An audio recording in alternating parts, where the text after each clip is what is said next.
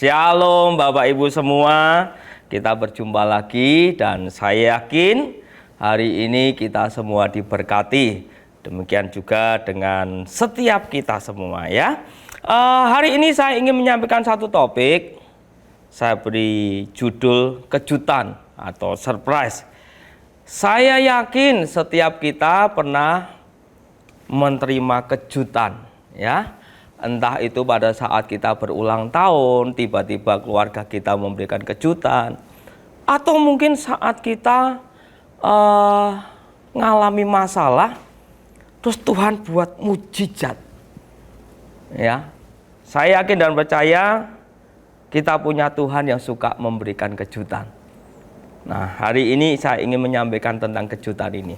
Kalau Bapak Ibu masih ingat bagaimana peristiwa Tuhan kita Yesus membuat mujizat atas 5 roti dan 2 ikan bagi orang-orang yang dikasihinya. Ini menjadi sesuatu yang luar biasa dan membuat murid-muridnya, bukan hanya murid-muridnya, semua yang makan itu semua mereka terkejut dan berkata, "Wow, kenapa ini bisa terjadi?" Itu Tuhan kita. Oleh sebab itu, hari ini Bapak Ibu semua, termasuk saya, kita harus mempersiapkan diri kita untuk mendapat kejutan dari Tuhan. Saya yakin Dia akan memberikan sesuatu yang luar biasa bagi kita. Kenapa? Karena Dia tahu persis siapa kita. Bahkan karena Dia pencipta kita, Dia tahu lebih banyak daripada kita tahu diri kita sendiri. Oleh sebab itu nantikan kejutan dari Tuhan. Yang namanya kejutan itu adalah sesuatu yang tidak biasanya. Jadi sesuatu yang kita terima dan kita berkata, "Wow, kenapa ini bisa terjadi?" Ada satu ayat yang saya percaya Bapak Ibu semua pernah baca ayat ini ya. 1 Korintus pasal 2 ayat yang ke-9. Alkitab berkata demikian. Tetapi seperti ada tertulis, perhatikan Bapak Ibu ya.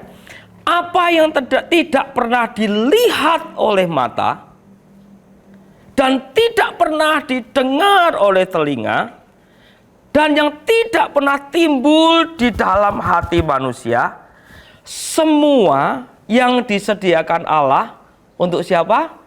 Mereka yang mengasihi Dia. Siapa mereka yang mengasihi Dia? Bapak Ibu Saudara dan juga saya. Saya ulangi Bapak Ibu. Apa yang tidak pernah dilihat oleh mata, Tuhan akan kerjakan bagi Bapak Ibu semua.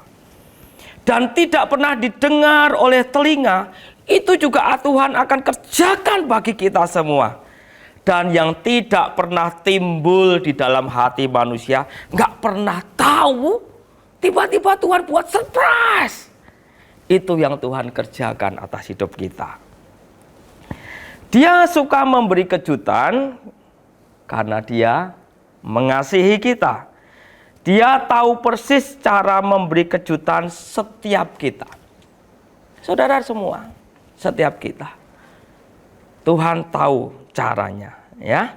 Kalau Bapak Ibu ingat bagaimana murid-murid Yesus diperlengkapi dengan kuasa membuat mujizat. Orang yang sakit disembuhkan. Dan waktu mereka melakukan itu, mereka terkejut. Wow! Ini kejutan, saudara. Ini juga yang akan terjadi atas Bapak, Ibu, Saudara, dan saya pribadi. Hari ini kita pasti akan diberkati. Hari ini nantikan kejutan yang dari Tuhan. Ada satu ayat lagi saya mau bacakan untuk Bapak, Ibu semua. Efesus pasal 3 ayat yang ke-20.